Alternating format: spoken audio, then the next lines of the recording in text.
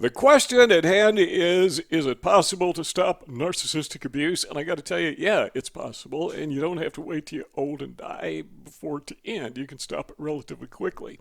And being nearly 70 years old, I've experienced this several times. And one thing that I've learned is, yeah, narcissists have soft spots.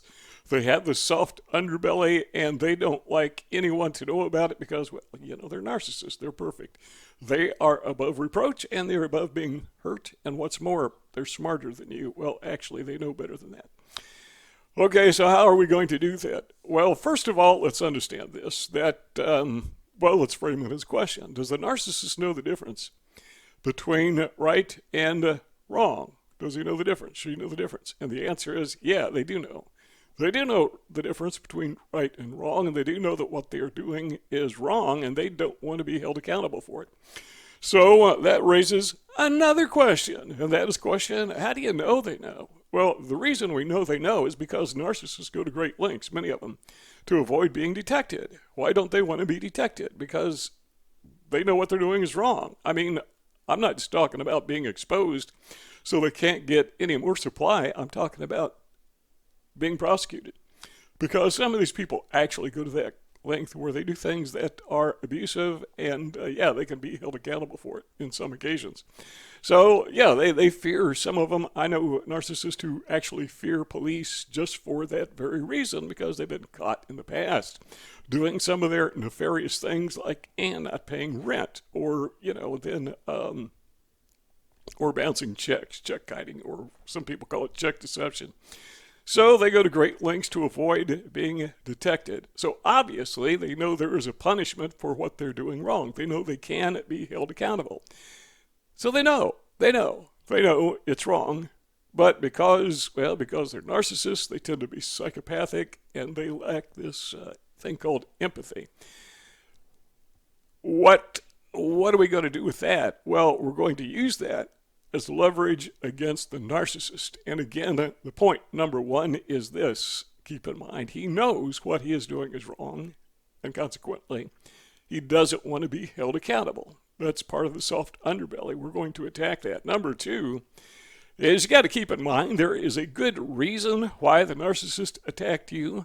Actually, there's several good reasons, but one of the primary reasons is he saw you as a big catch. Now, if you're a fisherman, I don't know what it is about fishermen. I'm not, but you know that the bigger the fish, the better the prize.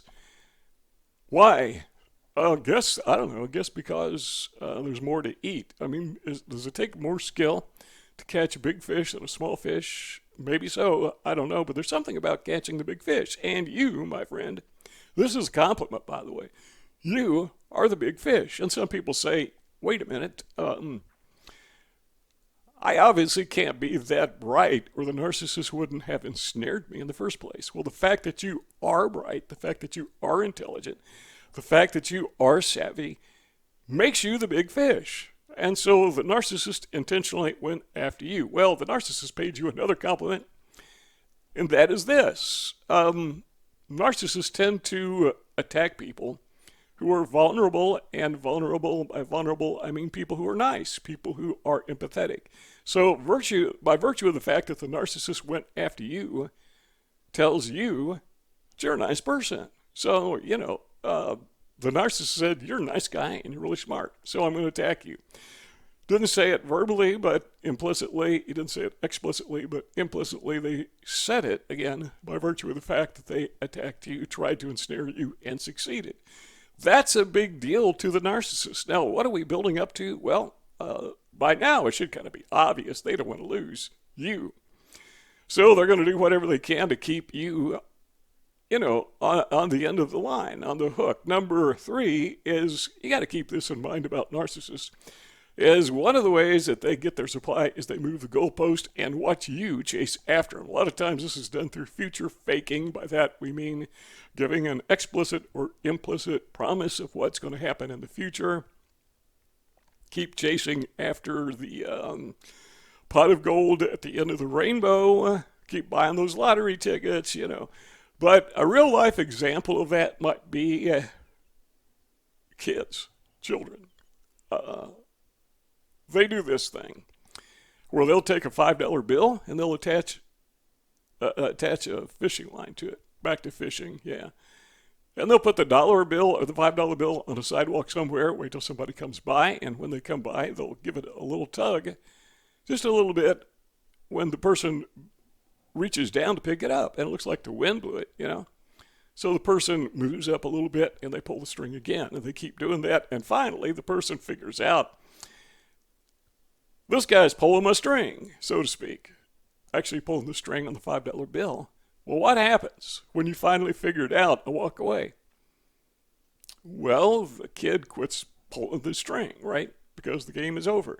So all of these are working together to one point. Number one, the game we want to be over. Number two, we want to take away ourselves out of the sphere of the narcissist because we don't want him to have this. The thing he doesn't want to do is lose the big fish, and he doesn't want to lose face, which he will if he does lose you, hence the smear campaign. So we want to take that totally off the table. And the very first thing we said, you know, he knows the difference between right and wrong. This is the one that puts the stake in the heart of the vampire, the narcissist, not literally, obviously, but number four is they do not want to be exposed. They don't want to be held accountable for what they've done.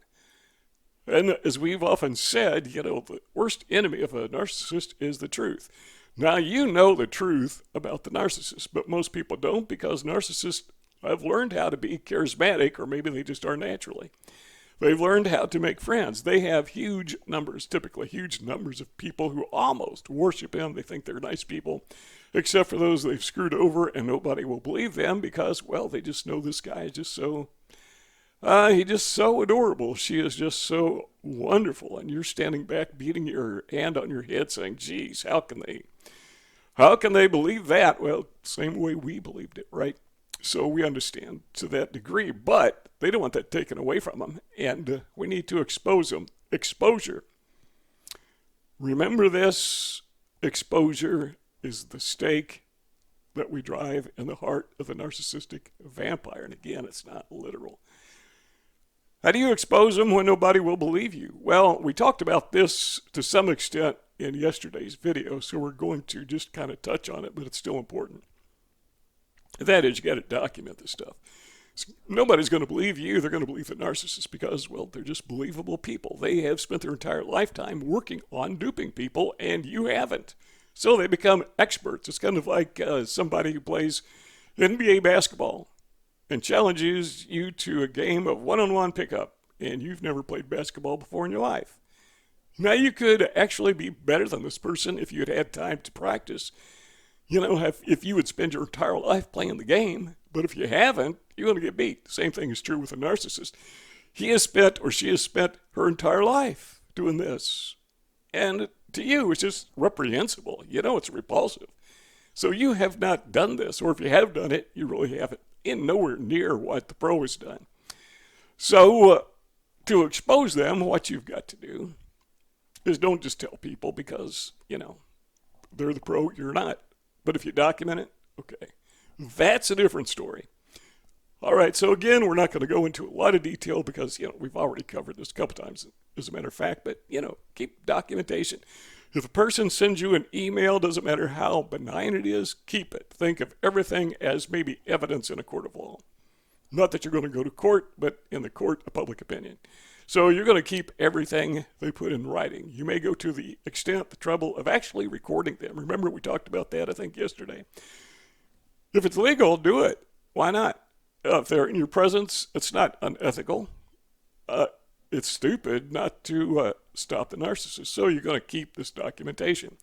And as I often say in many videos, sometimes you actually want to go to public, I say sometimes, probably every time, you want to go to public records, access public records through the official government website, or however you get them in your area.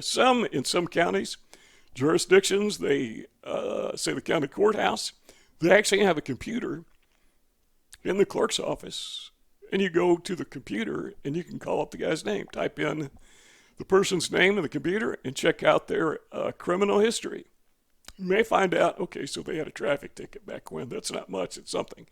But other times, if this person is a narcissist and obviously they are, chances are they've screwed over so many people that at some point in time, they've been taken to court, maybe even prosecuted. And you may be surprised. You may be shocked how often that has happened. That's documentation. You can get that information. They may charge you, to print it out. And I suggest you pay cash for it if they'll let you. But that all compiles documentation. What is that? That's exposure. Now, you don't want the narcissist to know what you got. You want him to know that you have information, but not what information. You want to keep him or her guessing. They don't know how much you got, how little you got. They just know you got something. So what happens is you become a liability to the narcissist. You are no longer inflating their ego. Now you are a risk at deflating their ego. That is the last thing they want. And what will happen again, can we say it one more time? Exposing the narcissist is like putting the dagger in the heart, or the stake rather, in the heart of the vampire. Let him know you got it, again, but not what you got or how much you got. Let him stew over it. Let her worry about it endlessly. Okay, you just shifted it over to them, and you got to do this without talking to them somehow, some way. 2 rectangles on the screen. Thanks for stopping by. See you all next time. If you want to keep talking, just click on one of those 2 rectangles. And, thanks for stopping by, and see you all next time. Take care.